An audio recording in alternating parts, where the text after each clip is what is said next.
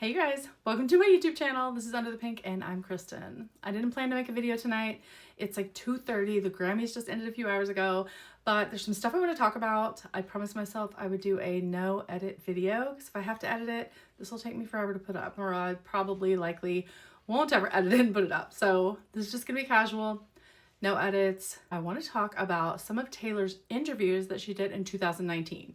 Many of them that I feel like most people haven't read. So the interviews that I'm talking about are regarding Taylor and her stance on politics. They are the interviews that she did right after she put out Miss Americana, or right before Miss Americana was coming out, when she was, coming out as a Democrat, and she had a lot to say about it. And I want to make it clear that I completely understand why people think that she is just performative, why she was a performative ally, why she was just saying stuff when it was convenient, when it was easier to be involved in politics. I get all of that. Now she's the biggest star in the world. She's hanging out with Brittany Mahomes. Trust me, I'm pissed about it too. I've posted about it. But there's a reason that I keep going back to this era and why I don't think it was performative. And I'll talk at the end about hypotheticals of what could be happening and why she could be doing what she's doing. I don't know, just some ideas of what I think, what I've been thinking for a couple of years now. And I really can't talk about that without telling you why I feel so strongly about it in the first place. Why I think Taylor was more than just why I think it was more than just the Miss Americana documentary, because I feel like that's really where people are getting all of her activism and her ideas and a couple of tweets, and it's really so much more than that. So I'm going to talk about an interview that she did with The Guardian. Then I'm going to talk about her Rolling Stone interview. I'm going to talk about her EW interview, and then a little bit about some of the other relationships that she has. And then I will talk at the end about why I think she's being silent. So yeah, if you're new here, make sure and subscribe. I'm trying to hit 1,000. I'm just now getting started. I am usually a TikTok creator and TikTok hates me. So even if I have 50% engagement, it doesn't post my videos. So I'm a yapper anyway. So YouTube makes more sense to me. So make sure and subscribe, all of that kind of stuff. Let me know in the comments what you think. And I'm going to get into it. But yeah, I just want to make it really clear. I'm not apologizing for her. I'm not trying to make excuses for her. I'm not one of those stans who excuses everything she does. And, I'm trying to make her a hero or any of that stuff. This is just truly what I think. And that's just because I've read basically everything that she's ever said, or every interview that she's been a part of. And if you do that, it kind of gives you a little bit of a different perspective. So yeah, let's get into it.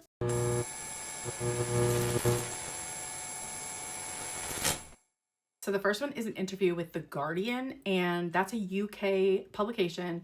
This was the first UK interview she had done in 3 years. And I think probably 95% of Swifties and other fans have not ever read this interview. Because I never ever hear anybody talk about it. I never hear anybody quote it or use it as a resource. And it's just not one of the articles that anybody talks about or the interview that anybody talks about. I think it's because it was in the UK, but also because she never has before or since spoken to The Guardian. It's a very unusual publication for her. And it's a very long interview. And later on, I could tell you why I think that she spoke to this publication and chose them to speak this in depth about this particular topic. So I have it open on the screen behind me, so I am gonna read just over your shoulder. Okay, so the headline says, Taylor Swift, I was literally about to break. The singer spills on Feud's fame, failure, and why she's taking on Trump. Now, this was in August of 2019, so before Miss Americana, and after she did the You Need to Calm Down video where she was trying to get signatures and petition and all of that stuff. So It starts off, Taylor Swift's Nashville apartment is an Etsy fever dream. And this is I don't want to give too much commentary because I'll yap forever, but pay attention to the description of her apartment. This is her Nashville apartment that stayed the same since 2009. And it's the place that she did some of the secret sessions, and it's the place that she usually hosts people when she does these in-depth interviews. It's an Etsy fever dream, a 365 days a year Christmas shop. Pure teenage girl id. You enter through a vestibule clad in blue velvet and covered in gilt frames bursting with fake flowers. The ceiling is painted like the night sky. Above a koi pond in the living area, a narrow staircase spirals 6 feet up towards a giant pillow-lagged bird cage that probably has the best view in the city. Later, Swift will tell me she needs metaphors to understand anything that happens to her, and the bird cage defies you not to interpret it as a pointed comment on the contradictions of stardom. Okay, so one of her very earliest in-depth interviews is also at this apartment, and it's described the same way. So she has this giant bird cage that people can get in, and it's like a cozy little like book nook, I think she described it as, and it used to have a view of like rolling hills, and now it's a view of other city buildings. Swift leads the way up the staircase to show me the view. The decor hasn't changed since she bought this place in 2009 when she was 19. I'm just gonna skip some of the like stuff that doesn't matter that much. Meanwhile, her oven is still covered in stickers, more teenage diary than adult appliance. Now 29, she spent much of the past 3 years living quietly in London with her boyfriend, making the penthouse a kind of time capsule. It's mid-August. This is Swift's first UK interview in more than 3 years, and she seems nervous, neither presidential nor goofy, which are her usual defaults, but quick with a tongue out ugh of regret or frustration as she picks at her glittery purple nails. We climb down from the birdcage to sit by the pond, and when the conversation turns to 2016, the year the wheels came off for her, Swift stiffens as if driving over a mile of speed bumps. After a series of bruising public spats with Katy Perry, Nicki Minaj in 2015, there was a high-profile standoff with Kanye West. The news that she was in a relationship with actor Tom Hiddleston was widely dismissed as a diversion tactic. Meanwhile, Swift went to court to prosecute a sexual assault claim and faced a furious backlash when she failed to endorse a candidate in the 2016 presidential election, allowing the alt-right to adopt her as their Aryan princess. Her critics assume she only cared about the bottom line. It's sounding very familiar as to what's happening now. The reality, Swift says, is that she was totally broken. Every domino fell, she said. It became really terrifying for anyone to even know where I was, and I felt completely incapable of doing or saying anything publicly at all, even about my music. I always said I wouldn't talk about what was happening personally because that was a personal time. She won't get into specifics. I just need some things that are mine, she despairs. Just some things. All things that we already know, I promise. This is gonna get better. A year later, in 2017, Swift released her album Reputation. Half high camp heel turn, drawing on hip hop and vaudeville, half stunned appreciation that her nascent relationship with Alwyn had weathered the storm. Her new album Lover, her seventh, was released yesterday. It's much lighter than Reputation. Swift likens writing it to feeling like I could take a full deep breath again. Blah, blah, blah. I know. I promise we're getting there. Well, she's always written about relationships. They were either teenage fantasy or a post-mortem on a high-profile breakup with exes such as Jake Gyllenhaal and Harry Styles. She and Alwyn have seldom been pictured together, and their relationship is the only other thing she won't talk about.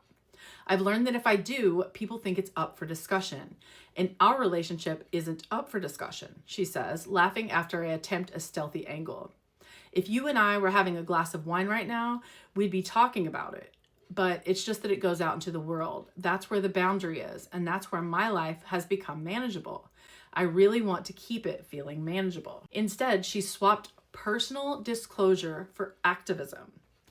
Last August, Swift broke her political stance to endorse the Democratic Tennessee candidate Phil Bresden in the November 2018 Senate race. Meanwhile, her recent single, You Need to Calm Down, admonished homophobes and name-checked U.S. LGBTQ rights organization GLAAD.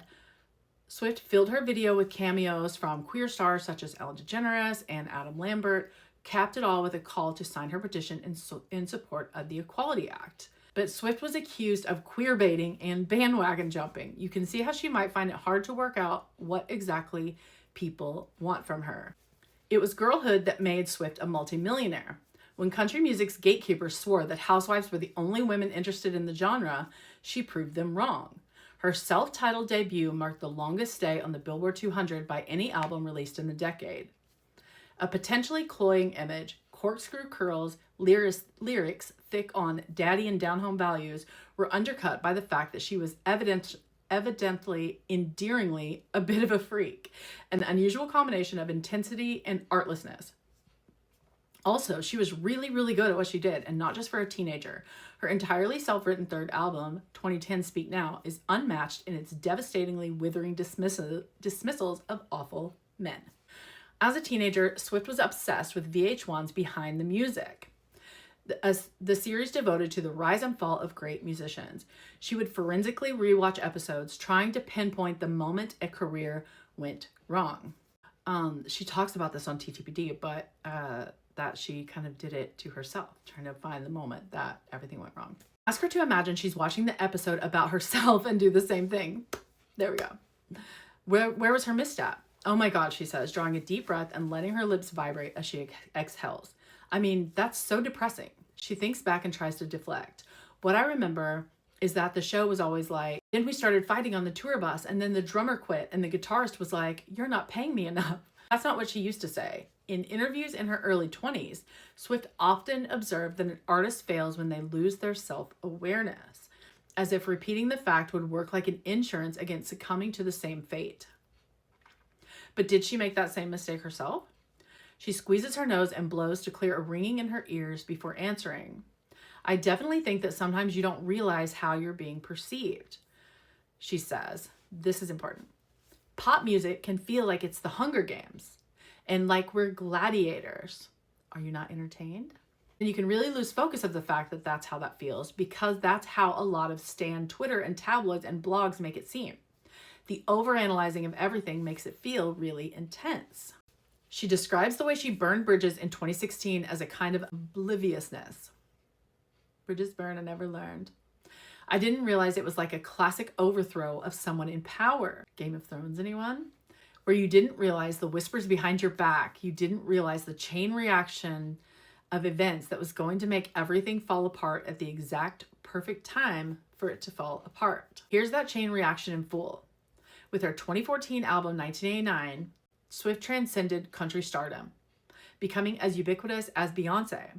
For the first time, she vocally embraced feminism, something she had rejected in her teens, but after a while, it seemed to not amount to much more than a lot of pictures of her hanging out with her squad, a bevy of supermodels, musicians, and Lena Dunham. I like how they just put her on her own.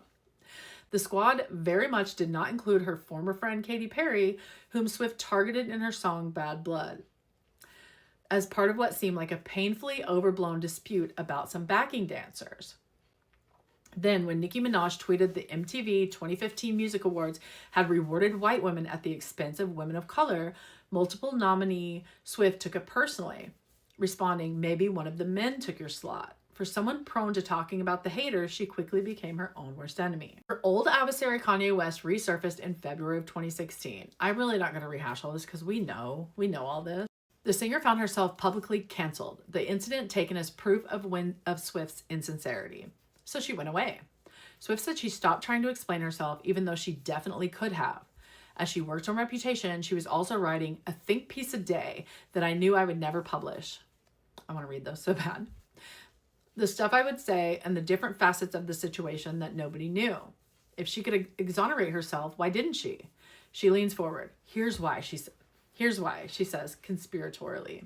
Because when people are in a hate frenzy and they find something to mutually hate together, it bonds them. And anything you say is in an echo chamber of mockery. This is what's happening with Blake Lively right now, by the way. She compares that year, this is important too, when you think about the visuals of the Eras Tour. She compares that year to being hit by a tidal wave. You can either stand there and let the wave crash into you, and you can try as hard as you can to fight something that's more powerful and bigger than you, she says, or you can dive under the water. Hold your breath, wait for it to pass, and while you're down there, try to learn something. Why was I even in that part of the ocean? There were clearly signs that said, rip tide, undertow, don't swim. There are no lifeguards. She's on a roll. Why was I there? Why was I trusting the people I trusted? Why was I letting people into my life the way I was letting them in? What was I doing that caused this? I just want to reiterate that she seems to be doing the same thing right now. And I think that she is more self-aware than that, to be retreading this exact same situation in the same way, for her to have recognized every part of where she went wrong, to redo the same thing exactly the same way again. It just doesn't make sense to me unless she has a purpose, a different plan in mind. After the incident with Minaj, her critics started pointing out a narrative of white victimhood in Swift's career. Speaking slowly and carefully, she says she came to understand a lot about how my privilege allowed me to not have to learn about my white privilege. I didn't know about it as a kid, and that is privilege itself, you know? And that's something that I'm still trying to educate myself on every day. How can I see where people are coming from and understand the pain that comes with the history of our world? She also accepts some responsibility for her overexposure and for some of the tabloid drama. If she didn't wish a friend happy birthday on Instagram, there would be reports about severed friendships, even if they had celebrated together. Because we didn't post about it, it didn't happen. And I realized I had done that, she said. I created an expectation that everything in my life that happened, people would see. But she also says she couldn't win. I'm kind of used to being gaslit by now, she says. And I think it happens to women so often that as we get older and see how the world works, we're able to see it through what it is, gaslighting. So I'm able to look at 1989 and go, kitties, and she breaks off as an assistant walks in with her 3 cats. Stars of her Instagram feed, back from the vet. Benjamin, Olivia, and Meredith circle our feet. They are scared of the koi fish as Swift resumes her train of thought, back to the release of 1989 and the subsequent fallout. Oh my God, they were mad at me for smiling a lot and acting fake. Then they were mad at me that I was upset and bitter and kicking back. The rules kept changing. Swift's new album comes with printed excerpts from her diaries. On the 29th of August, 2016, she wrote in her girlish bubble writing, "This summer is the apocalypse." As the incident with West and Kardashian unfolded, she was preparing for her court case against radio DJ David Mueller, who was fired in 2013 after Swift reported him for putting his hand up her dress at a meet and greet event. He sued her for defamation. She countersued for SA. Having dealt with a few of them, narcissists basically subscribe to a belief system that they should be able to do and say whatever the hell they want, whenever the hell they want to. And if we, as anyone else in the world, but specifically women, react to that, well, we're not allowed to. We're not allowed to have a reaction to their actions. In summer 2016, she was in legal depositions, practicing her testimony. You're supposed to be really polite to everyone, she says, but by the time she got to court in August 2017, something snapped, I think. She laughs. Her testimony was sharp and uncompromising. She refused to allow Mueller's lawyers to blame her or her security guards. When asked if she could see the incident, Swift said no, because my ass is in the back of my body. It was a brilliant, rude defense. You're going to behave yourself in court and say rear end, she said with mock politeness. The other lawyer was saying, when did he touch your backside? And I was like, ass. Call it what it is. She claps between each word. Call it what it is. But despite the acclaim for her testimony and eventual victory, she asked for one symbolic dollar, she still felt belittled. It was 2 months prior to the beginning of the Me Too movement. So it all happened at the same time, 2 months earlier. Even this case was literally twisted so hard that people were calling it the butt grab case. They were saying, I sued him because there's this narrative that I want to sue everyone. Again, TTPD. That was one of the reasons why the summer was the apocalypse. See, everybody thinks it's just about Kanye and Kim, but it's about so much more than that. She never wanted the assault to be made public. Have there been other instances she has dealt with privately? Actually, no, she says. I'm really lucky that it hasn't happened to me before, but that was one of the reasons it was so traumatizing. I just didn't know that could happen. It was really brazen in front of 7 different people. She has since had security cameras installed at every meet and greet she does, deliberately pointed at her lower half. If something happens again, we can prove it with video footage from every angle. The allegations about Harvey Weinstein came out soon after she won her case. The film producer had asked her to write a song for the romantic comedy One Chance, which earned her her second Golden Globe nomination. Now, this is the first song that she ever wrote with Jack Antonoff. Weinstein also got her a supporting role in the 2014 sci-fi movie The Giver and attended the launch party for 1989, but she says they were never alone together. He'd call my management and be like, does she have a song for this film? And I'd be like, here it is. And then I'd be at the Golden Globes. I absolutely never hung out. I would get a vibe. I would never vouch for him. I believe women who come forward. I believe victims who come forward. I believe men who come forward. Swift inhales, flustered. She says Weinstein never propositioned her. If you listen to the stories, he picked people who were vulnerable, in his opinion. It seemed like it was a power thing. So to me, that doesn't say anything, that I wasn't in that situation. I think her parents always being around helped keep her out of those type of situations. But we definitely know that she is friends with and knows people who have been in that situation. And side note, I think she sings about different people's stories in TBD. Meanwhile, Donald Trump was more than 9 months into his pregnancy and still Swift had not taken a position. But the idea that a pop star could have ever impeded his path to the White House seems incredibly naive. In hindsight, the demand that Swift speak up looks less about politics and more about her identity, rich, white, powerful, and a moralistic need for her to redeem herself, as if nobody else had ever acted on a vindictive instinct or blundered publicly. But she resisted what might have been an easy return to public favor. Although Reputation contained softer love songs, it was better known for its brittle, vengeful side. She describes that side of the album now as a bit of a persona and its hip-hop influenced production as a complete defense mechanism. Personally, I thought she had never been more relatable, trashing the contract of pious relatability that traps young women in the public eye.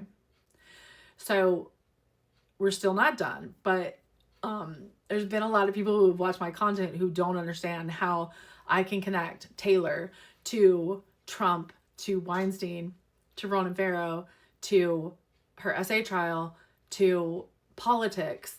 And you can see here in this article, which I'd read forever ago, and I guess I just assumed everybody else had read it too, that, I mean, it's just clearly all wrapped up together. Like, Reputation and all of these things were happening are all wrapped up together at the exact same time that she was going through the release of the Famous video and all of that stuff. That was when she was with Tom Hiddleston. So there's that whole period of time. And right after her breakup with Calvin Harris. And then also all this stuff was happening with Snakegate. And then also all this stuff with her essay trial and all of this stuff on the political landscape. The summer being in the apocalypse was much more than just like Kanye and Kim. And, I could see why it affected her so much because it felt like her world was caving in. It was the assault trial and watching the rights of her LGBTQ friends be eroded that finally politicized her, she says. The thing that happens to you in your life are what develop your political opinions. I was living in this Obama 8-year paradise, kind of like 7 years in heaven, of you go, you cast your vote, the person you vote for wins, everyone's happy, she says. This whole thing, the last 3-4 years, it completely blindsided a lot of us, me included. She says she was dismayed when a friend pointed out that her position on gay rights wasn't obvious. He asked her what would happen if she had a gay son. And hence this summer's course correction with the single, "You Need to Calm Down." Didn't she feel equally dismayed that her politics weren't clear? I did, she insists, and I hate to admit this, but I felt that I wasn't educated enough on it because I hadn't actively tried to learn politics in a way that I felt was necessary for me, making statements that go out to hundreds of millions of people. So she felt educated, but not educated enough to educate others and speak on things because she has such a big audience, which thank God she doesn't. She explains her inner conflict. I come from country music. The number one thing that they absolutely drill into you as a country artist, and you can ask any other country artist this, is don't be like the Dixie Chicks. In 2003, the Texan country trio denounced the Iraq War, saying they were ashamed to share a home state with George W. Bush. There was a boycott and an event where a bulldozer crushed their CDs. I watched country music snuff that candle out. The most amazing group we had, I loved them, by the way, because they had talked about politics and they were getting death threats. They were made such an example that basically every country artist in the world that came after that, every label tells you, just do not get involved, no matter what. Which is interesting, like fast forward to how many, especially men in country music now, talk about politics as much as they want, which is why I think that all of our artists now are taking back country music, reclaiming it. That's another video. And then, you know, if there was a time for me to get involved, the worst part of the timing of what happened in 2016 was I felt completely voiceless. Ariel, hello. I just felt like, oh God, who would want me? Honestly, she would otherwise have endorsed Hillary Clinton. Of course, she says sincerely, I just felt completely just useless and maybe even like a hindrance. I suggest that thinking selfishly, her coming out for Clinton might have made people like her. I wasn't thinking like that, she said. I was just trying to protect my mental health, not read the news very much, go cast my vote, tell people to vote. I just knew what I could handle and I knew what I couldn't. I was literally about to break for a while. Did she seek therapy? That stuff I really just want to keep personal, if that's okay, she says. She resists blaming anyone else for her political silence. Her emergence as a Democrat came after she left Big Machine and the label she signed to at 15. They are now at loggerheads after label head Scott Borchetta sold the company and the right to Swift's first 6 albums to Kanye West manager Scooter Braun. Had Borchetta ever advised her against speaking out, she exhales. It was just me and my life, and doing a lot of self-reflection about how I did really feel remorseful for not saying anything. I wanted to try and help in any way I could. The next time I got a chance, I didn't help, I didn't feel capable of it, and as soon as I can, I'm going to. Swift was once known for throwing extravagant 4th of July parties at her Rhode Island mansion. The Instagram posts from these star-studded events at which guests wore matching stars and stripes bikini and onesies probably supported a significant chunk of the celebrity news industry. But in 2017, they stopped. It wasn't squad strife or the unavailability of matching koozies that brought the parties to an end, but Swift's disillusionment with her country, she says. There's a smart song about this on the new album, the track that should have been the first single instead of the cartoonish Me. Miss Americana and the Heartbreak Prince is a forlorn, gothic ballad in the vein of Lana Del Rey that uses high school imagery to dismantle American nationalism. Okay, I just want to, remember when she said goth punk? We need to connect these dots a little bit. She said goth punk. Also, she's been wearing so much Vivienne Westwood. Vivienne Westwood was there at the birth of punk. So we've got our goth and we've got our punk. Both political. Okay. So it's using high school imagery. Now we need to think about all of the times that Taylor has used high school. People are like, why is she still singing about high school? Why is it that we carry themes over in all of her records, but never the political themes? So, high school, and when she sings So High School, and when she uses different high school metaphors, like in Betty, all of that stuff, I think we need to think about alternative interpretations. Okay, especially consider that she started the Eras Tour with Miss Americana and the Heartbreak Prince, right? The whole school is rolling fake dice. You play stupid games, you win stupid prizes, she sings with disdain. Boys will be boys then, where are the wise men? As an ambitious 11-year-old, she worked out that singing the national anthem at sports games was the quickest way to get in front of a large audience. When did she start feeling conflicted about what America stands for? She gives another emphatic, ugh. It was the fact that all the dirtiest tricks in the book were used, and it worked, she said. The thing I can't get over right now is the gaslighting the American public into being like, if you hate the president, you hate America. We're a democracy, at least we're supposed to be, where you're allowed to disagree, dissent, debate.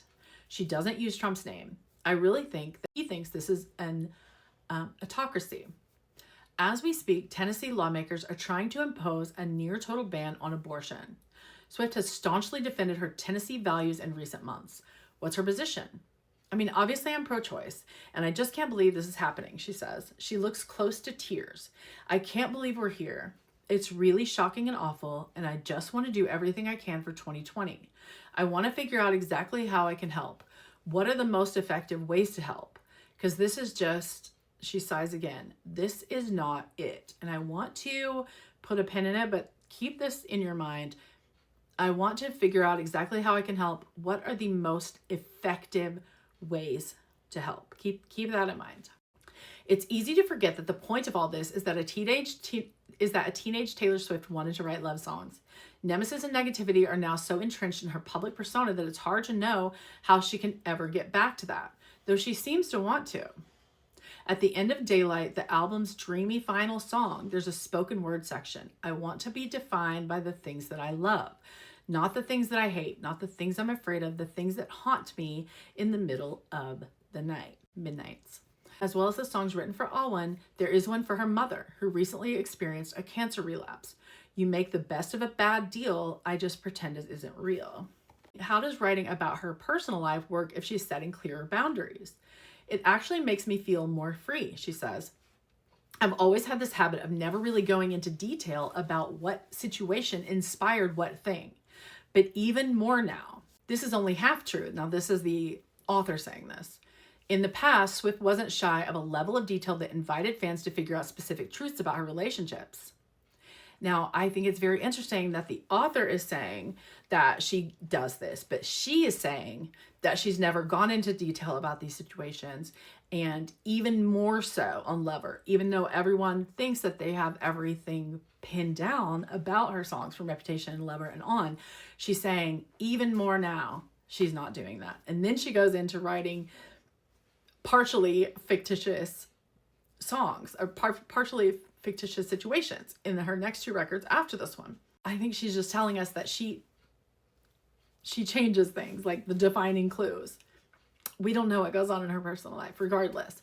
Even so, Swift begins Lover by addressing an adversary, opening with a song called I Forgot That You Existed, presumably aimed at Kanye, a track that slightly defeats its premise by existing. But it sweeps aside old dramas to confront Swift's real nemesis, herself. I never grew up, it's getting so old, she laments on The Archer. She has learned not to preempt disaster, not to run from it. Her life has been defined by relationships, friendships, and business relationships that started and ended very publicly. At the same time, the rules around celebrity engagement have evolved beyond recognition for her 15 years of fame. Rather than trying to adapt to them, she's now asking herself, how do you learn to maintain? How do you learn to not have these phantom disasters in your head that you play out? And how do you stop yourself from sabotage? Because the panic mechanism in your brain is telling you that something must go wrong. For her, this is what growing up is. You can't just make cut and dry decisions in life. A lot of things are a negotiation and a gray area and a dance of how to figure it out. Think about all the times that she uses the dancing metaphor. Dancing with our hands tied.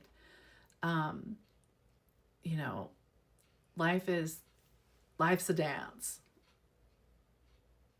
Figuring things out and negotiating with your hands tied. Something to think about.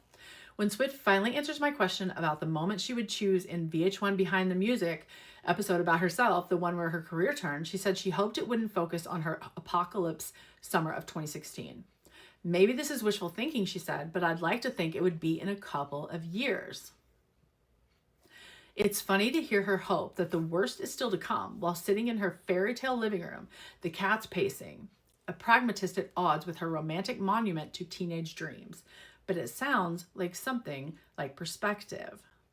Okay, I think that is such an interesting article and one that I think many, many people haven't read.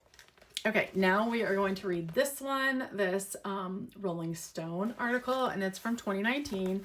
I got this. I don't usually buy Taylor magazines, but it has all of her Rolling Stone interviews in it, and since I think they are usually the best ones that I refer to really often, I got it. So 2019, the megastar talked with us all about the rocky road to Lover, her internet breaking feud with Kanye, and much, much more. Again, I'm not going to go over all of the details and stuff that we already know. This time she's at her mother's Nashville apartment. Taylor Swift burst into her mom's Nashville kitchen, smiling, looking remarkably like Taylor Swift. That red lip classic thing, check. I need someone to help me dye my hair pink, she says. And moments later, her ends match her sparkly nail polish, sneakers, and the stripes on her button down. It's all keeping with the pastel aesthetic of her album Lover. Black leather combat tailor from her previous album cycle has handed back the phone. All is calm and normal as Swift's mom, dad, and younger brother pass through. Her mom has 2 dogs, one very small, one very large. It could be any 29-year-old's weekend visiting with her parents, if not for the madness looming a few feet down the hall. In an airy terrace, 113 giddy, weepy, shaky, still in disbelief fans are waiting for the start of one of Swift's secret sessions, Sacred Rituals in Swiftum. She's about to play them her 7th album, as yet unreleased, on this Sunday afternoon in early August. So this one was just a few days before the last one we talked about. And I'm going to skip over, like I said, some of these details because this is long and I read the other one so in detail because I think most people haven't read that. I think most people have read this one. So I'm just going to like brush up on the big details. I do think this is interesting. The black walled room is decorated with black and white classic rock photos, including Bruce Springsteen and James Taylor. There are more recent shots of Swift posing with Chris Christopherson and playing with Def Leppard, who is her mom's favorite band. The secret session is deeply off the record. She stays with the fans until 5 a.m., chatting and taking photos with every one of them.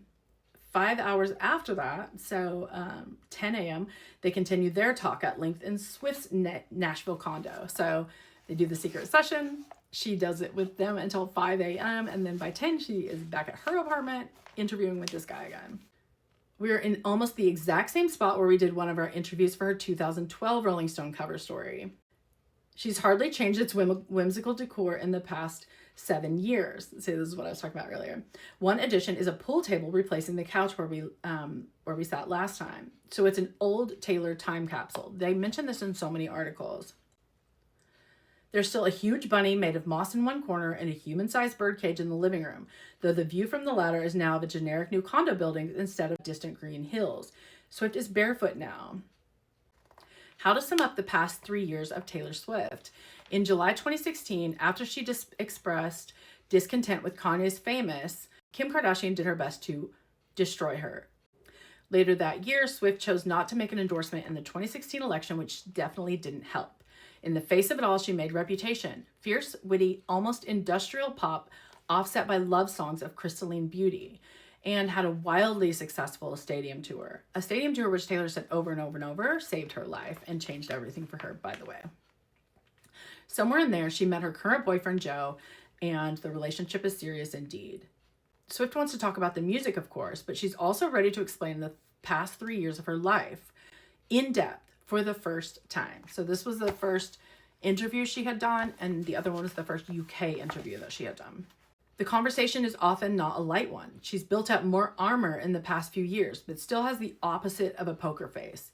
You can see every micro emotion wash over her as she ponders a question, her nose wrinkling in semi-ironic offense at the term old school pop stars, her preposterously blue eyes glistening as she turns to darker subjects. In her worst moments, she says, you feel like you're being completely pulled into a riptide. So what are you going to do? And so she said the same thing that she said on the other one. So that clearly is important. Let's think about like the Cardigan music video. So what are you going to do? Splash a lot or hold your breath and hope you somehow resurface? And that's what I did. And it took 3 years. Sitting here doing an interview, the fact that we've done an interview before is the only reason I'm not in a full body sweat. Can you explain the riptide moments idea and how it applies to the last 3 years? I felt like I was walking along the sidewalk, knowing eventually the pavement was going to crumble and I was going to fall through. You can't keep winning and have people like it. See, she knows. She's self-aware. She knows what is coming now with the Eras Tour, with the Grammys. Like she knows. She's done this. Like she knew it then. When she had that conversation with Kanye on the phone, she said, I'm dangerously close to overexposure. She knew it then. She sure as hell knows it 9 years later. People love new so much. They raise you up the flagpole and you're waving at the top of a flagpole for a while. And then they're like, wait, this new flag is what we actually love. Think about her waving the white flag on Eras Tour during TTBD.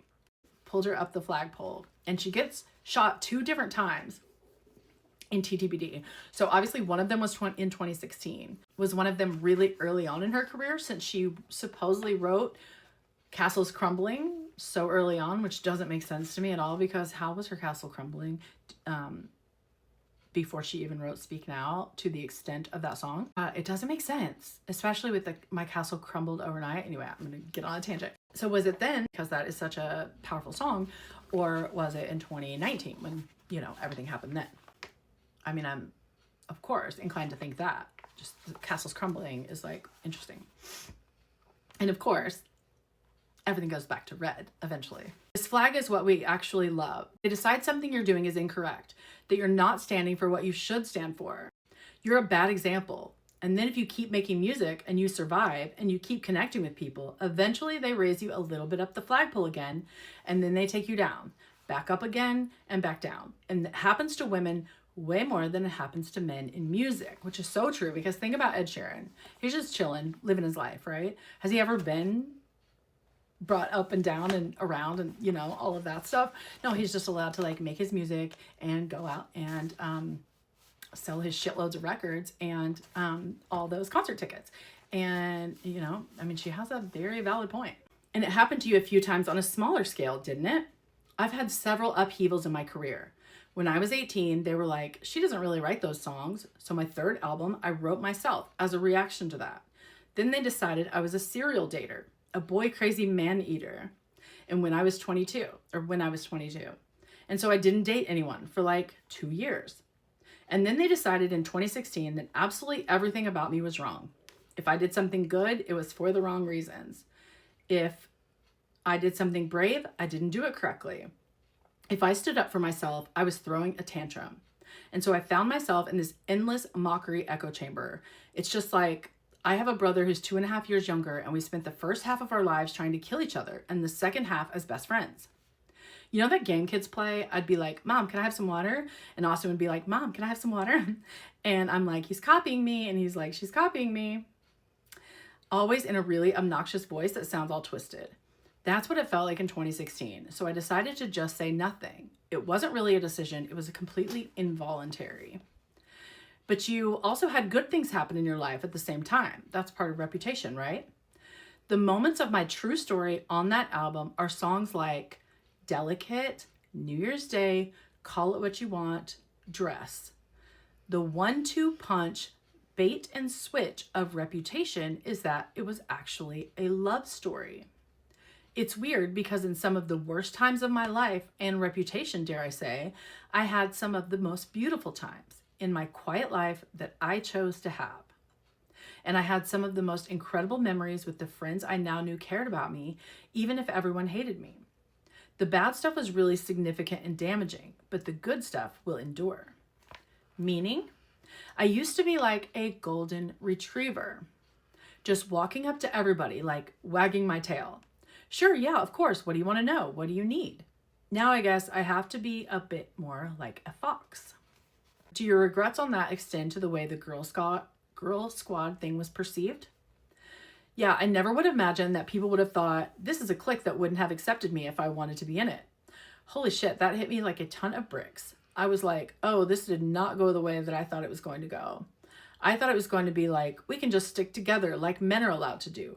The patriarchy allows men to have bro packs. If you're a male artist, there's an understanding that you have respect for your counterparts. You once sang about a star who took the money and your dignity and got the hell out. In 2016, you wrote in your journal, this summer is the apocalypse. How close did you come to quitting altogether? I definitely thought about that a lot. I thought about how words are my only way of making sense of the world and expressing myself, and how any words I say and write are being twisted against me.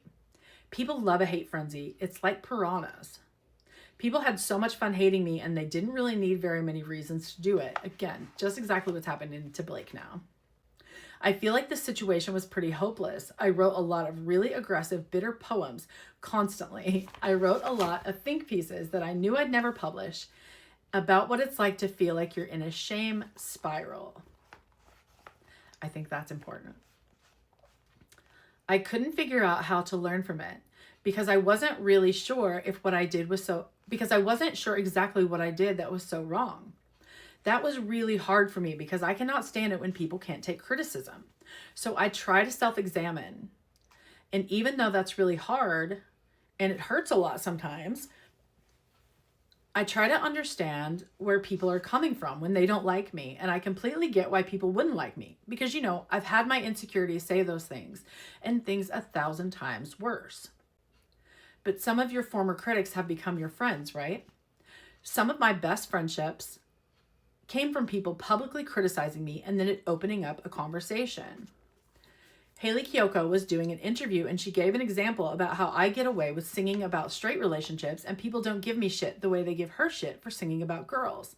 And it's totally valid. Like Ella Lord, the first thing she ever said about me publicly was a criticism of my image or whatever.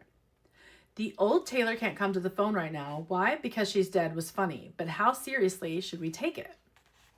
There's part of me that definitely is always going to be different. I needed to grow up in many ways. I needed to make boundaries, to figure out what was mine and what was the public's. That old version of me that shares unfailingly and unblinkingly with the world that is not probably fit to be shared with, I think that's gone. But it was definitely just like a fun moment in the studio with me and Jack where I wanted to play on the idea of a phone call because that's how all of this started, with a stupid phone call I shouldn't have picked up. That part is so important considering the phones of midnights, the retro phones that so many artists have used, that Taylor's used, the phone booth in Fortnite, like that's important. Did you do anything wrong from your perspective in dealing with that phone call? Is there anything that you regret? When someone doesn't respect you so loudly and says you literally don't deserve to be here, I just so badly wanted that respect from him, and I hate that about myself, that I was like, this guy who's antagonizing me, I just want his approval.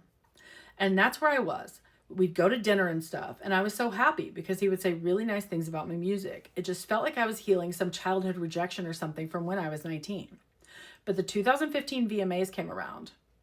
He's getting the Vanguard Award. He called me up beforehand. I didn't illegally record it, so I can't play it for you. But he called me up maybe a week or so before the event, and we had maybe an hour-long conversation. And he's like, I really, really would like for you to present this Vanguard Award to me. This would mean so much to me. And I went into all the reasons why it means so much, because he can be so sweet. He can be the sweetest. And I was so stoked that he asked me that. So I wrote the speech, and we get up to the VMAs, and I make the speech, and then he screams, MTV got Taylor Swift up here to give me this award for ratings.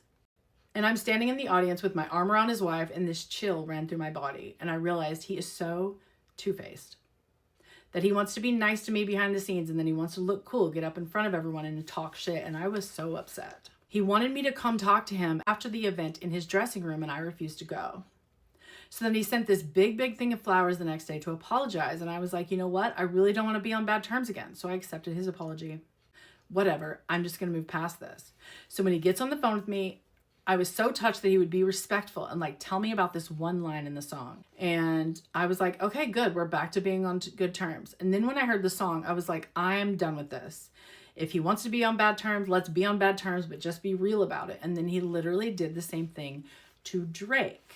Remember that in the jean jacket with the buttons, she has a button that has Drake on it. And it's Drake from the Hotline Bling video shoot or photo shoot. So is it referencing this? That was taken right around the same, that photo was taken right around the same time. Hotline Bling, phones. He literally did the same thing to Drake. He gravely affected the trajectory of Drake's family and their lives. It's the same thing, getting close to you, earning your trust, detonating you. I really don't want to talk about it anymore because I get worked up and I don't want to just talk about negative shit all day, but it's the same thing. Go watch Drake talk about what happened. In case you don't know, Pusha T was working with Kanye on my Dark Twisted Fantasy record. Supposedly, Kanye is the one who told Pusha T that Drake had a secret child, and Pusha T is the one who put it in a diss track and put it out there that Drake had a kid. So she's saying that Drake got close to Kanye, got his secrets, and told Pusha T, and it got out there. And that's why it affected the trajectory of their lives so much. When did you get to the place that's described in the opening track of Lover? I forgot that you existed. It was sometime on the Reputation tour, which was the most transformative, emotional experience of my career. That tour put me in the healthiest, most balanced place I've ever been. I think that's important too. After that tour, bad stuff can happen to me, but it doesn't level me anymore. The stuff that happened a couple months ago with Scott Borchetta would have leveled me 3 years ago and silenced me. I would have been too afraid to speak up. Something about that tour made me disengage from some part of public perception I used to hang my entire identity on, which I now know is incredibly unhealthy. See, we're back again to like the lessons that she learned and how her being self-aware and aware of how this game works and how fame works and how I know that people backslide, like obviously, but I just don't see, we'll get there. What was the actual revelation? It's almost like I feel more clear about the fact that my job is to be an entertainer. It's not like this massive thing that sometimes my brain makes it into and sometimes the media makes it into, where we're all on this battlefield and everyone's gonna die except for one person who wins. Again, the soldiers, the battlefield, the flags, the gladiator comment in the last article. It's like, no, do you know what? Katie is going to be legendary. Gaga is going to be legendary. Beyonce is going to be legendary. She just won her first album of the year for Cowboy Carter. She is legendary. Rihanna is going to be legendary because the work that they made completely overshadows the myopia of this 24 news cycle of clickbait. 24-hour news cycle of clickbait. And then we get midnights. You know? You see where I'm going? Okay. After realizing that things were not all smiles with your former label boss, Scott Borchetta, it's hard not to wonder how much additional conflict there was over things like that. This is important. When you have a business relationship with someone for 15 years, there are going to be a lot of ups and downs. But I truly, legitimately thought he looked at me like the daughter he never had. And so even though we had a lot of really bad times and creative differences, I was going to hang my hat on the good stuff. Cried over a hat? She hung her hat on the good stuff? Or was she crying over a hat like a MAGA hat? I wanted to be friends with him. I thought I knew what betrayal felt like, but this stuff that happened with him was the redefinition of betrayal for me, just because it felt like it was family. I just don't think we talk about this enough. To go from feeling like you're looked at as a daughter to this grotesque feeling of, oh, I was actually his prized calf that he was fattening up to sell at the slaughterhouse that would pay the most. I think sometimes when she's talking about father and stuff, she's not talking about Scott. So she said in the other article that she can't like wrap her head around or understand anything that's going on in her life unless she uses metaphor. And, you know, she uses alliteration and she uses different tenses and different, like everything's not so straightforward, you know? He accused you of declining the Parkland March and the Manchester Benefit Show. Unbelievable. Here's the thing. Everyone on my team knew that if Scooter Braun brings us something, do not bring it to me. The fact that these two are in business together after the things he said about Scooter Braun, it's really hard to shock me, and this was utterly shocking.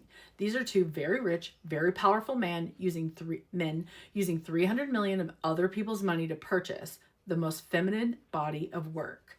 I made a video a million years ago about how body of work is important. So at the AMAs, where she's wearing the white shirt with the like black record on there, like that's her body of work. There's one on her stomach, there's one on her chest, there's one, like, see?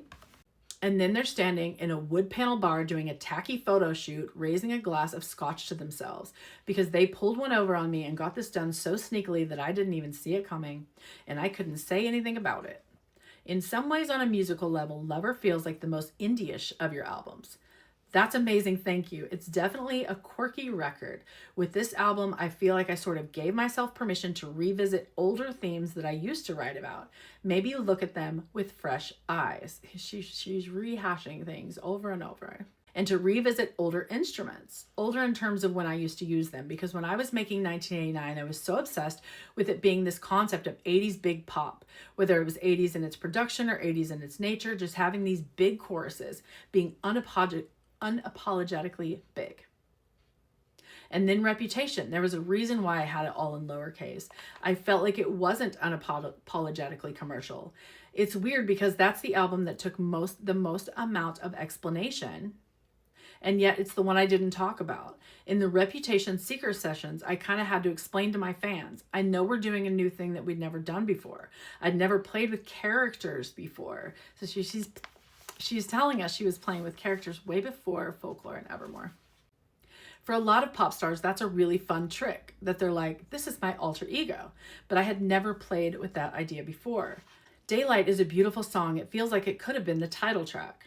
It almost was. I thought it might be a little too sentimental. For the more organic songs on this album, like Lover and Paper Rings, you said you were imagining a wedding band playing them. How often does that kind of visualization shape a song's production style? Sometimes I'll have a strange sort of fantasy where the songs would be played, and for songs like Paper Rings or Lover, I was imagining a wedding reception band, but in the 70s, so they couldn't play instruments that wouldn't have been invented yet. I have all these visuals. I just want to point out Midnights was set in the 70s, right? I mean, all the visuals were set like in the 70s, and it's a wedding reception band. Like, Speak Now. Like, I bet you think about me. Girls got a thing for weddings. I have all these visuals. For Reputation, it was a nighttime cityscape. I didn't really want any or minimal traditional acoustic instruments. I imagined old warehouse buildings that had been deserted and factory spaces and all of this industrial kind of imagery. How did you come to use high school metaphors to touch on politics with Miss Americana and the Heartbreak Prince? There are so many influences that go into that particular song. I wrote it a couple months after the midterm elections, and I wanted to take the idea of politics and pick a metaphorical place for that to exist. And so I was thinking about a traditional American high school where there's all these kinds of social events that can make someone feel completely alienated. And I think a lot of people in our political landscape are just feeling like we need to huddle up under the bleachers and figure out a plan to make things better.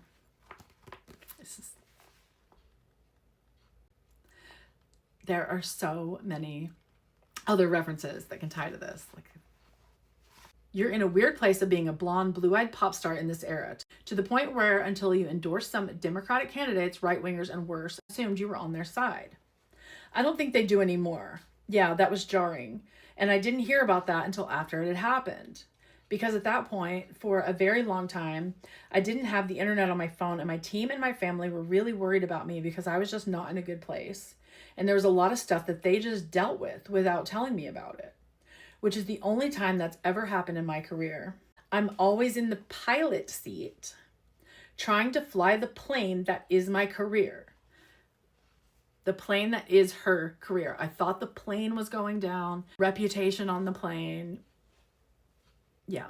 Trying to fly the plane that is my career in exactly the direction I want to take it. But there was a time when I just had to throw my hands up and say, guys, I can't do this. I need you to just take over for me, and I'm going to disappear. Are you referring to when a white supremacist site suggested you were on their team? I didn't even see that, but like, if that happened, that's just disgusting. There's literally nothing worse than white supremacy. It's repulsive. Really, I keep trying to learn as much as I can about politics, and it's become something I'm now obsessed with. Whereas before, I was living in this sort of political ambivalence because the person I voted for had always won. We were in such an amazing time when Obama was president because foreign nations respected us. We were so excited to have this dignified person in the White House. I think a lot of people are like me, where they didn't just really know that this could happen.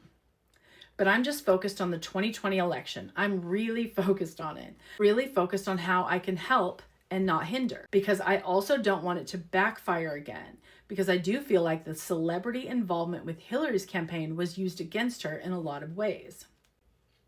You took a lot of heat for not getting involved. Does any part of you regret that you didn't just say fuck it and get more specific when you said to vote that November? Totally, yeah, I regret a lot of things all the time. It's like a daily ritual. Were you just convinced that it would backfire? That's literally what it was. Yeah, it's a very powerful thing when you legitimately feel like numbers have proven that pretty much everyone hates you. Like, quantifiably. That's not me being dramatic, and you know that. There were a lot of people in those stadiums. It's true, but that was 2 years later. And I do think as a party, we need to be more of a team. Republicans, if you're wearing that red hat, you're one of them. And if we're going to do anything to change what's happening, we need to stick together. This part is so important. We need to stop dissecting why someone's on our side, or if they're on our side in the right way, or if they phrased it correctly. We need not have the right kind of Democrat and the wrong kind of Democrat. We need to just be like, you're a Democrat? Sick. Get in the car. We're going to the mall. Again, this is in 2019. This is before she wrote Betty, Meet Me Behind the Mall. This was written before that. You're a Democrat? Sick. Get in the car. We're going to the mall. And I've made a video on this before, and I'll touch on it again at the end of this video. But I mean, let's think about the National Mall, you know, like where the White House is, where the monuments are. And that in this same record that she's talking about, where she sings skipping down 16th Avenue, and the White House is on 1600 Pennsylvania Avenue. And it's right behind the National Mall.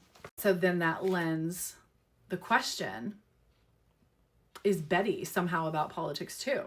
Because I have a theory that I've posted before about Betty being country music, and I can post that later.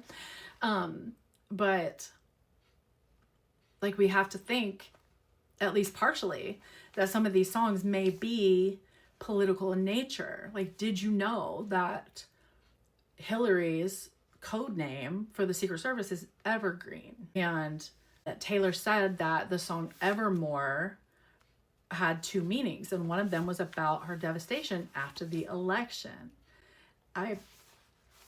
We got to start thinking about these songs having political undertones or political messages. Okay. Here's a hard question for you. As a super fan, what did you think of the Game of Thrones finale? Oh my God, I've spent a lot of time thinking about this. So clinically, our brain responds to our favorite show ending the same way we feel when a breakup occurs. I read that. There's no good way for it to end. How did it end? No matter what would have happened in that finale, people still would have been really upset because of the fact it's over.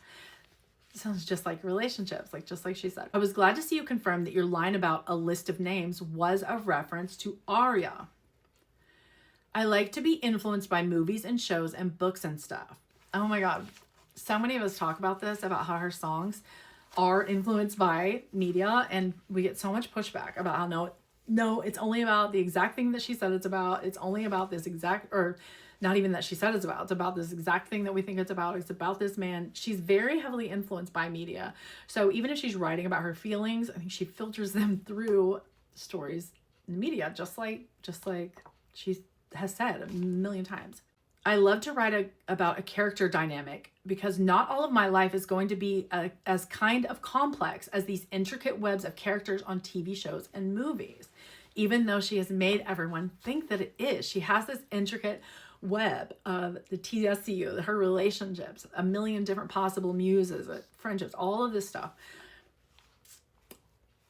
She's building a world. She's world building, narrative building. It is the idea that as your own life becomes less dramatic, you'll need to pull ideas from other places. I don't feel that yet. I think I might feel like that possibly when I have a family, if I have a family. I don't know why I said that, but that's what I've heard from other artists, that they were very protective of their personal lives. So they had to draw inspiration from other things. But again, I don't know why I said that, because I don't know how my life is going to go or what I'm going to do. But right now I feel like it's easier for me to write than it ever was. And this was in 2019. So no, she did not always know that she wanted a family, etc., like people will say. She said before that she doesn't plan her life out in advance like that. I've heard you say that people get too interested in what song is about who, which I can understand. At the same time, to be fair, it was a game you played into, wasn't it? I realized very early on that no matter what, that was going to happen to me regardless. So when you realize the rules of the game that you're playing and how it will affect you, you gotta look at the board and make your strategy. At the same time, writing songs has never been a strategic element of my career. But I'm not scared anymore to say that other things in my career, like how to market an album, are strictly strategic. And I'm sick of women not being able to say that they have a strategic business mind, because male artists are allowed to. And so I'm sick and tired of having to pretend like I don't mastermind my own business. but it's a different part of my brain than I use to write. You've been masterminding your business since you were a teenager. Yeah, but I've also tried very hard, and this is one thing I regret, to convince people that I wasn't the one holding the puppet strings of my marketing existence, or the fact that I sit in a conference room several times a week and come up with these ideas. I felt for a very long time that people don't want to think of a woman in music who isn't just a happy, talented accident. We're all forced to kind of be like, oh, shucks, this happened again. We're still doing well. That's so great. People love new female artists so much because they're able to explain that woman's success. There's an easy trajectory. Look at the Game of Thrones finale. I specifically really related to Daenerys' storyline because for me it portrayed that it is a lot easier for a woman to attain power than maintain it. Again, she knew that it would be easier for her to attain world domination and get to the top of this mountain than it would be to hold on to it. She knows. She knows. She knows what's coming. I mean, she did murder. It's a total metaphor. Like, obviously I didn't want Daenerys to become that kind of character, but in taking away what I chose to take away from it, I thought maybe they're trying to portray her climbing the ladder to the top was a lot easier than maintaining it. Because for me, the times when I felt like I was going insane was when I was trying to maintain my career in the same way that I ascended. It's easier to get power than to keep it.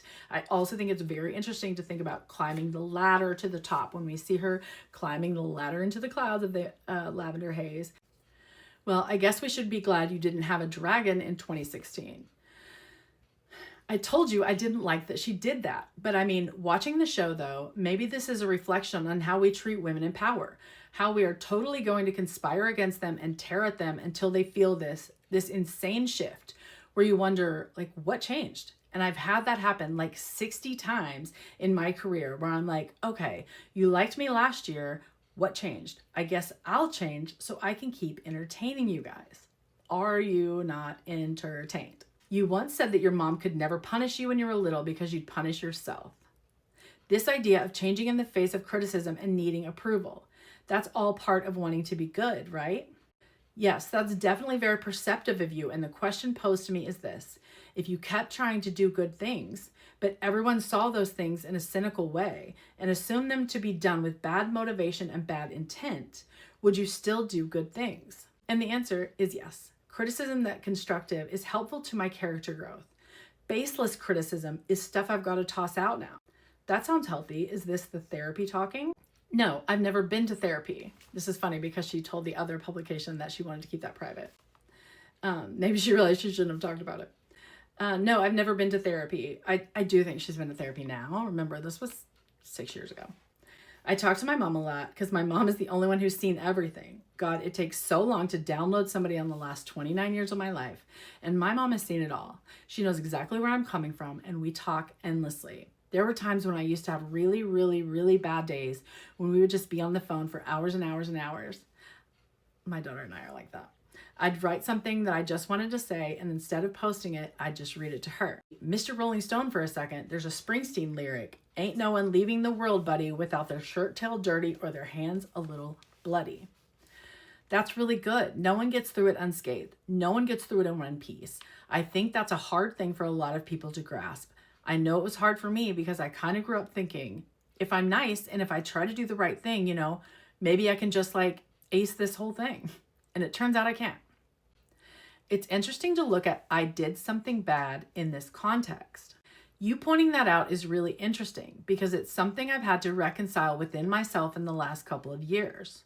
That sort of good complex, because from the time I was a kid, I'd try to be kind, try to be a good person, try really hard, but you get walked all over sometimes. And how do you respond to being walked all over? You can't just sit there and eat your salad and let it happen. I did something bad was about doing something that was so against what I would usually do. Katy Perry and I were talking about our signs. Of course we were. We were talking about our signs because we had this really, really long talk when we were reconnecting. And I remember in the long talk, she was like, if we had one glass of white wine right now, we'd both be crying because we were drinking tea. We were talking about miscommunications with people in the past. And she's like, I'm a Scorpio. Scorpios strike when they're threatened. And I was like, I'm an archer. We literally stand back, assess the situation, process how we feel about it, raise a bow, pull it back, and fire. Well, thanks for the interview. I do feel like I just did a therapy session. As someone who's never been to therapy, I can safely say that was the best therapy session yet. And then there's this photo, red, white, and blue. Next, I'm going to read parts from the Vogue article in 2019. And I'm just going to take excerpts of it because it's really long. And I just want to point out that this is the third article that ties Taylor and her reputation/lover era to the Me Too movement, to her essay trial, to Trump. Everybody says I'm crazy when I do that. This is the third journalist who also made those same connections. Reputation and everything that led up to that, including her essay trial, is tied to karma, is tied to Me Too and Time's Up, is tied to politics, is tied to Trump. All of that stuff is tied together. I'm not crazy for thinking that. You're just not paying attention. Okay, and this is the infamous Vogue article that gets misquoted by Swifties a lot as well. This is the photo, and she's worn a jacket like that pretty recently. A Sunday afternoon in Tribeca, so this is the first one that's been in her New York City apartment, and I'm in Taylor Swift's loft inside a former printing house that she has restored and fortified into a sanctuary of brick, velvet, and mahogany. The space is warm and cozy and vaguely literary. Later, when we pass through her bedroom en route to her garden, 10% of my brain will believe that her wardrobe might open up to Narnia. Swift has a thing for symbols. I knew she had been embedding secret messages in liner notes and deploying metaphors as refrain since her self-titled debut in 2006, long before her mega fame made her into a symbol of a pop supremacy. But I hadn't understood how coded and Byzantine her body of work had become. I hadn't learned, as Swift's fans have, to see hidden meanings everywhere. Pop music has become so layered and meta, but the Taylor Swift universe stands apart. Understanding it is like grasping quantum physics. Then it talks about her political stuff, the petitions and stuff. I personally reject the president's stance. Back in the kitchen, Swift hits play. The first verse is about trolls and cancel culture. The second verse is about homophobes and the people picketing outside of our concerts. The third verse is about successful women being pit against each other. Maybe a year or two ago, Todrick and I are in the car and he asked me, what would you do if your son was gay? Now remember, she talked about this in the Rolling Stone article. It's like we're following little clues that she leaves in each interview. And she had just said a friend asked her. So now we find out that that friend was Todrick.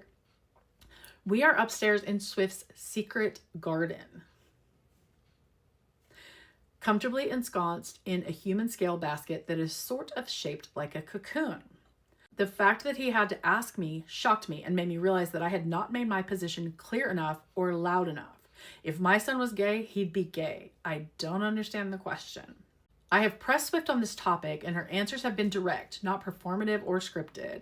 I do sense that she enjoys talking to me about as much as she'd enjoy a root canal, but she's unfailingly polite, and when we turn to music, her face will light up and she will add little melodic phrases to her speech, clearly her preferred language. This is also this photo when she looks just like Paddington Bear, and there's a whole, she did a whole Tumblr post showing her outfits that she looked like Paddington Bear. Is really funny. If he was thinking that, I can't imagine what my fans in the LGBTQ community might be thinking. It's kind of devastating to realize that I hadn't been publicly clear about that. I understand why she was surprised. So I understand why she was surprised that people didn't know her stance. She has been sending pro-LGBTQ signals since at least 2011. Many have been subtle, but none were insignificant, especially for a young country star coming out of Nashville. So the reporter goes on to talk about all the ways that Taylor has advocated for this community. In her video for her single Mean, we see a boy in a school locker room wearing a lavender sweater. In Welcome to New York, she sings, and you can want who you want, boys and girls and boys and girls and girls. 2 years later, she donated to the Stonewall Fund. She presented Ruby Rose with a GLAAD Media Award.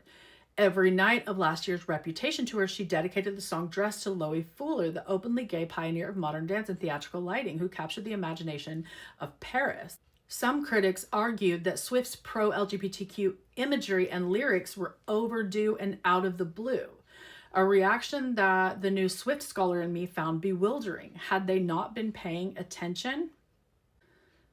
She had been advocating already for the LGBTQ community. They just listed all the ways. Then they also talk about the ways that she leverages her power for causes, how she leveraged her catalog for Spotify, Apple Music.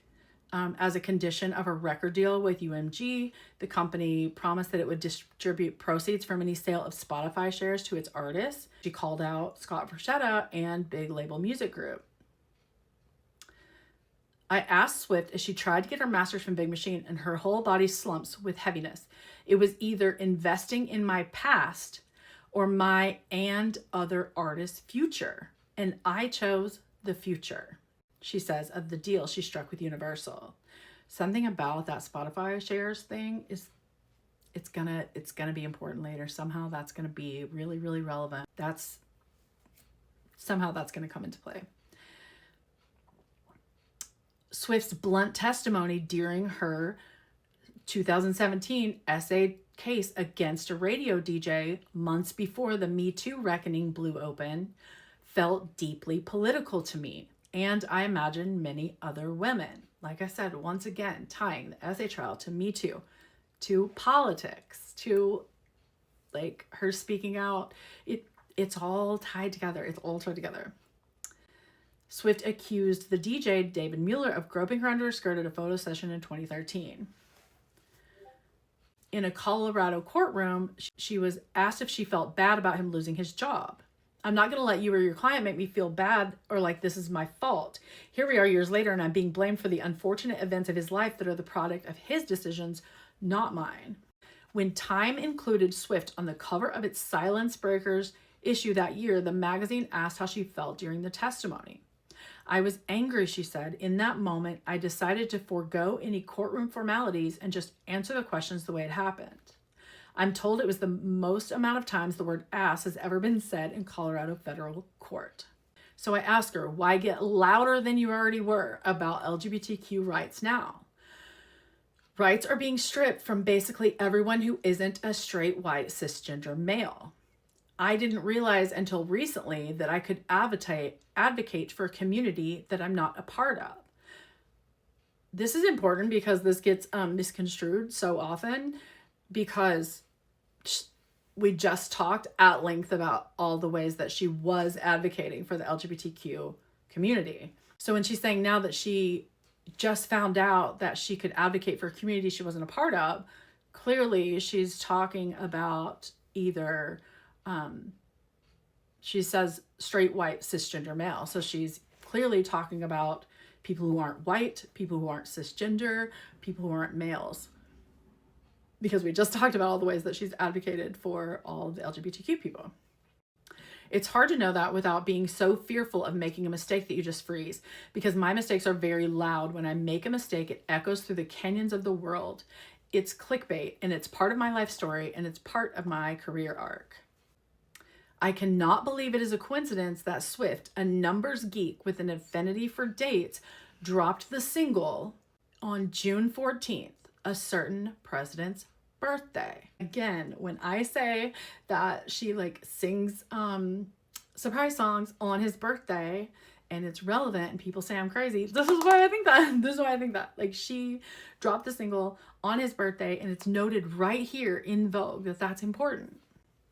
So on June 14th of 2024, on his birthday, she sang This Is What You Came For and Gold Rush. I've been talking for at least a year that somehow those songs have political meanings. I don't know how, other than, Trump and his, gold toilets, all that. He loves gold.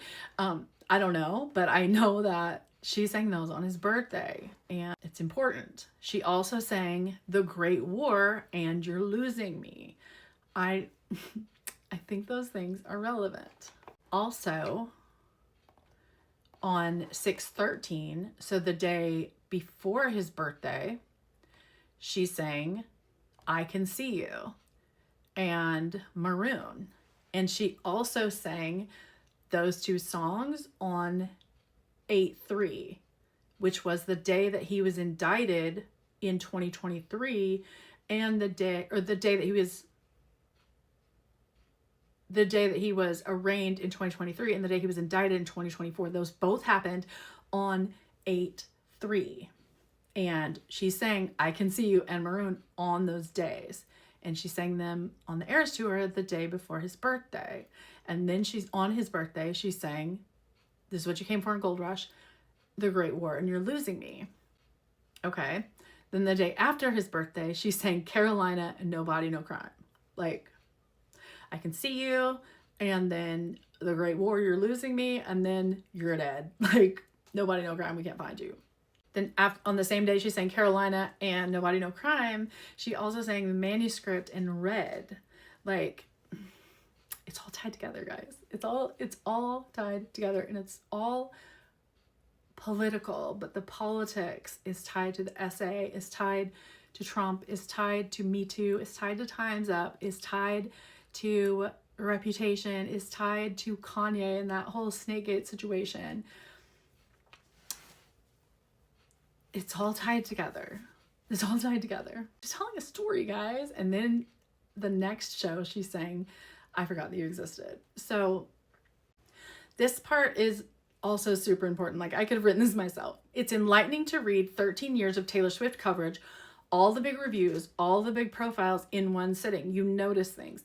And this is exactly what I mean. When you consume it all at once, when you read it all in one sitting, because you may have read every article or interview that she's ever done, but if you didn't read it all at once, and especially like I read them all again every time a new record comes out, because you get all this new context, right? All the new everything, she's made it into this whole world, so it's all connected. So if you read it all in one sitting, and then you watch all of her like interviews in one sitting, like obviously not all of them, but all the big ones, and you read her prologues in one sitting, and then you watch her music videos in one sitting, like so many things will like jump out at you, just like it's jumping out to these interviewers, because they're doing the same thing. So the same things that are jumping out to me are jumping out to them. How quickly Swift went from a prodigy and a songwriting savant to a tabloid fixture, for instance, or how suspect her ambition is made to seem once she acquires real power. Other plot points simply look different in the light of Me Too. It's hard to imagine that Swift's songs about her exes would be reviewed as sensationally today. Well, they'd be surprised, because look at TTBD. I wonder if in 2019, any man would dare grab the microphone out of a young woman's hand at an award show. I doubt it, but honestly, if Justin Baldoni did that to Blake Lively tomorrow, I guarantee you 75% of all of you guys on TikTok and YouTube would be cheering. I stared into space for a good long while when I was reminded that Pitchfork did not review Taylor Swift's 1989, but did review Ryan Adams' cover album of Swift's 1989. I fucking hate Pitchfork, by the way. Like, aside from this and because of this. I asked Swift if she had always been aware of sexism. I think about this a lot. She says, when I was a teenager, I would hear people talk about sexism in the music industry, and I'd be like, I don't see it. I don't understand. And then I'd realize that was because I was a kid. Men in the industry saw me as a kid. I was a lanky, scrawny, overexcited young girl who reminded them more of their little niece or daughter than a successful woman in business or colleague. The second I became a woman in people's perception was when I started seeing it. It's fine to infantilize a girl's success and say, how cute that she's having some hit songs, she goes on. How cute that she's writing songs.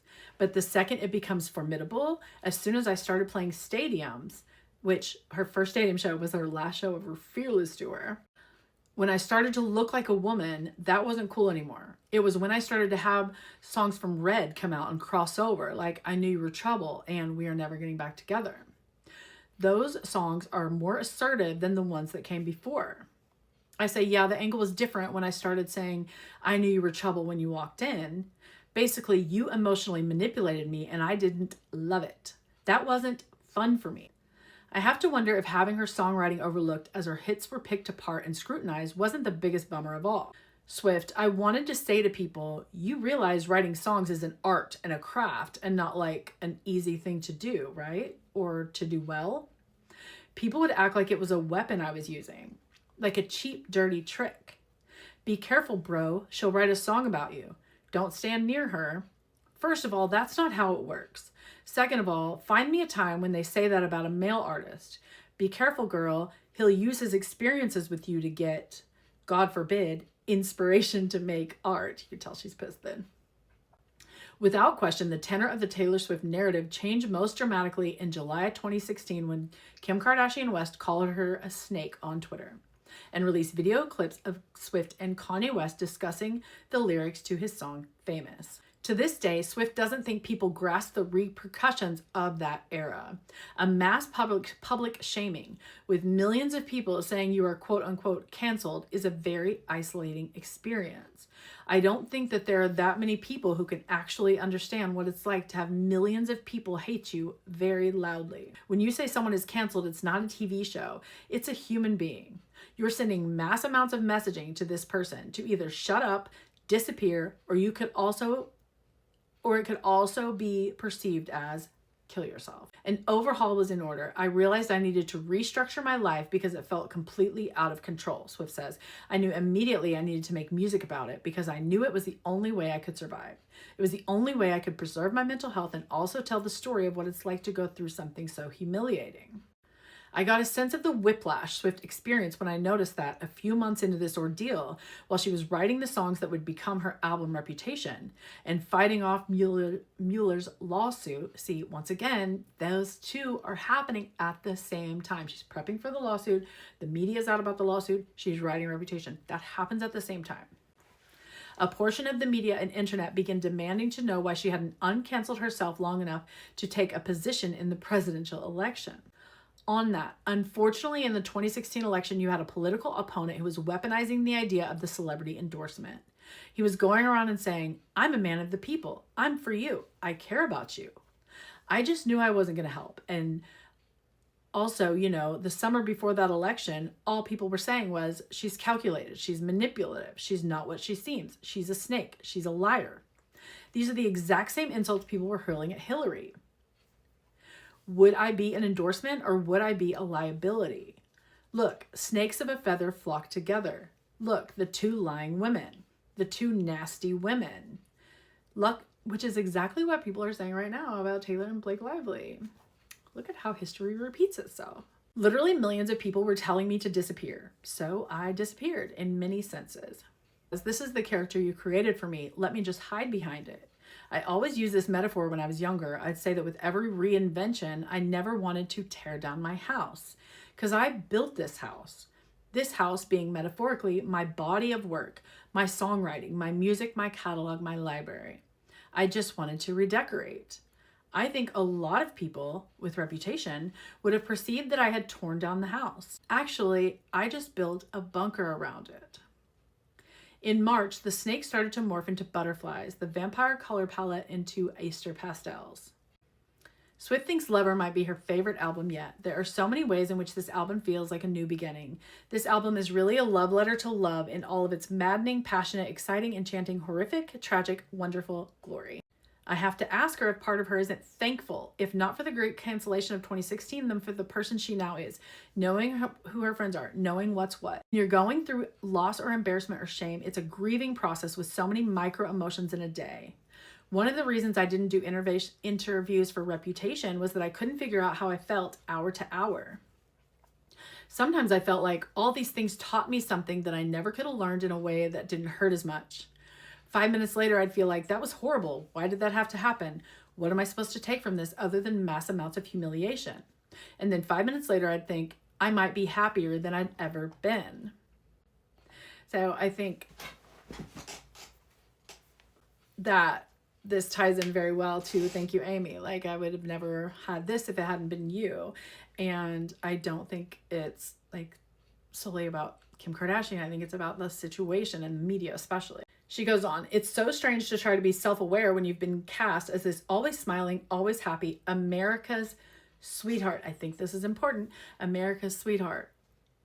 The Heartbreak Prince. The American dream is what she said Fortnite was about. And then having that taken away and realizing that it's actually a great thing that it was taken away, because that's extremely limiting. She leans back on the cocoon and smiles. We're not going to go straight to gratitude with it ever, but we're going to find positive aspects in it. We're never going to write a thank you note. So what's thank you, Amy? Though people will take the Perry Swift burger and fries embrace and you need to calm down video as a press release that the two have mended fences, Swift says it's actually a comment on how the media pits female pop stars against one another. After Perry sent Swift an actual olive branch last year, this is important too. In her Vogue house tour in 2014, Taylor says that, or 2015, Taylor says that the gift that Calvin gave her was to plant an olive tree in her backyard. And then Perry sends her an actual olive branch. And then in the Bejeweled music video, she's in the martini glasses and she's squeezing olives all over herself. And something about that feels connected to me. Okay. Swift asked her to be in the video. She wrote back, "That makes me so emotional. I'm so up for this. I want us to be that example. But let's spend some time together because I want it to be real." So she came over and we talked for hours. "We decided the metaphor for what happens in the media," Swift explains, "is that they pick two people and it's like they're pouring gasoline all over the floor. All that needs to happen is one false move, one false swerve, one misunderstanding, and the match is lit and dropped. That's what happened with us. It was, who's better, Katie or Taylor? Katie or Taylor? Katie or Taylor? Katie or Taylor? The tension is so high that it becomes impossible for you not to think that the other person has something against you." Meanwhile, the protesters in this video reference a real-life religious group that pickets outside of Taylor's concerts, not the white working class in general, as some have assumed. So many artists have them at their shows, and it's such a confounding, confusing, infuriating thing to have outside joyful concerts. Obviously, I don't want to mention the actual entity because they would get excited about that. Giving them press is not on my list of priorities, so I'm assuming that she's talking about the church group that I'm not going to name either.